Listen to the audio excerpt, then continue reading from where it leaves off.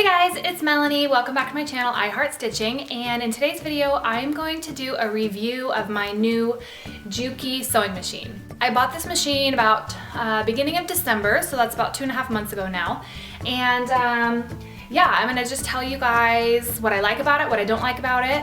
There aren't many things that I don't like, but I'm just gonna kind of run through some of the features that are different about this one than my other machine. So mostly just kind of talking about this Juki, so let's just jump right in. Okay, so first I'm going to start off by saying what my very favorite features are, because there's a couple of features on this machine that come on a lot of machines. They do not come on my Viking, on my other machine that I upgraded from. The two things that are the big ones are over here. The automatic cutter, thread cutter, and the needle up and the needle down. Those are two of my very favorite features on this machine. Because when you have your fabric, you're sewing along and then you're done cutting, you don't have to lift the presser foot, pull your fabric out, cut it up along on this side cutter right here. It's nice, you just push the button and it cuts it. You lift the presser foot up, pull your fabric out, and you're done. Also on the foot pedal, if you push forward, that's to, make your needle go, make your fabric feed through. But if you step on the back of the pedal, it will also cut your fabric that way too.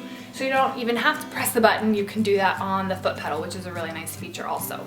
The needle up and the needle down was something that I really wanted in this machine. It's one of the main reasons why I got it, because of the quilting. So this machine I primarily bought because when I'm making quilts and I want to quilt my own quilts, I need to have this really large throat space, and the needle down is really, really handy, because if you have it set to be needle down, your needle will always end going down.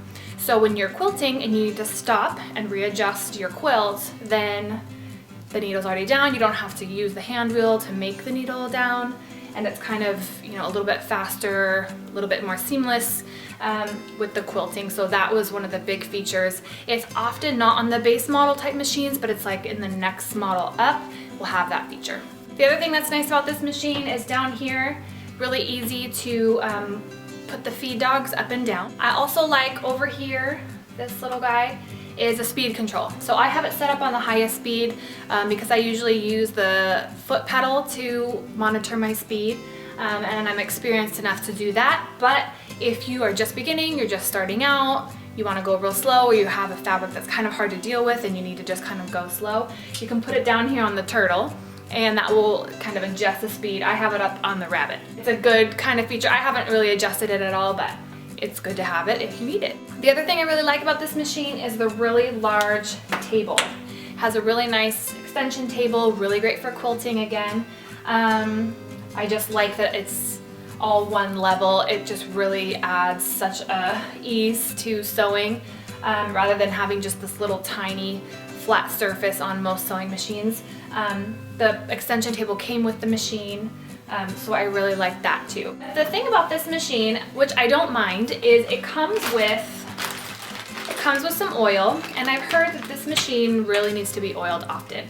And that's actually true a lot with vintage machines, the semi-industrial type machines. This is a straight stitch only machine. This does not do zigzag. So really the main reason why I got this is for quilting. Most of the time I'm doing straight stitches, you're sewing at bags and things like that. And I have my other machine that does do zigzag. So if I need that, I always just pull that one out and do the zigzag stitch on there. This one does just require some oil. Every few days, they say to oil it every 8 hours of sewing or so, or if it's been sitting for a few months, it needs to be oiled. It comes with the oil, and all of the instructions are in the manual. So if you ever get a new machine, you really want to read through the manual and just make sure that you've seen all the features. I didn't realize that the foot pedal even did that cutting option until I had the machine and I'd been using it for like a month. And I was reading through the manual again, and my mom was using the machine. She was like, "Did you know that it did this?"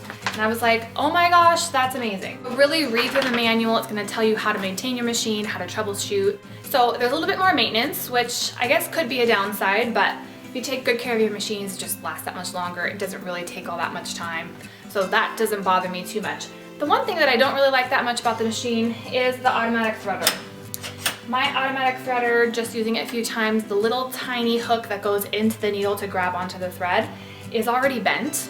I'm not sure how that happened, but I feel like it's not, I don't know, not the best. I'm probably gonna have to take it in to have that fixed at some point, or figure out how to fix it. I just thread it, put it through myself.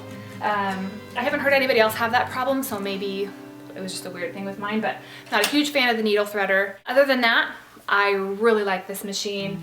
I'm thrilled with my choice. It was $1,000. It was $999 on Amazon. That's where I got it. I think it's a really great value for the money. $1,000, that's a lot of money to spend on a sewing machine. I totally get that. My first machine was about $300, so it's definitely an upgrade, but with these machines and with as much as I sew, I feel like it's been worth every penny.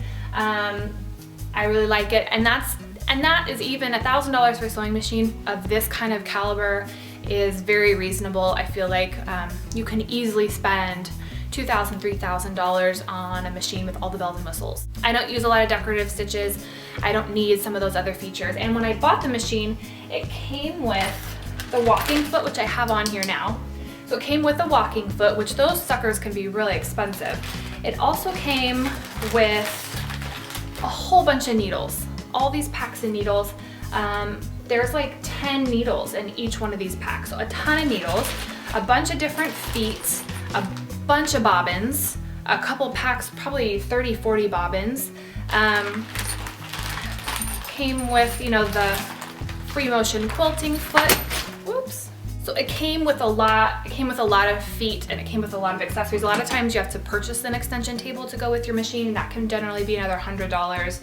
So I feel like the extension table and all the accessories were easily a $200 value, and the machine was $1,000. It's also free shipping from Amazon, 2-day shipping. So that was another, I mean, you can't beat that. And it still comes with a warranty.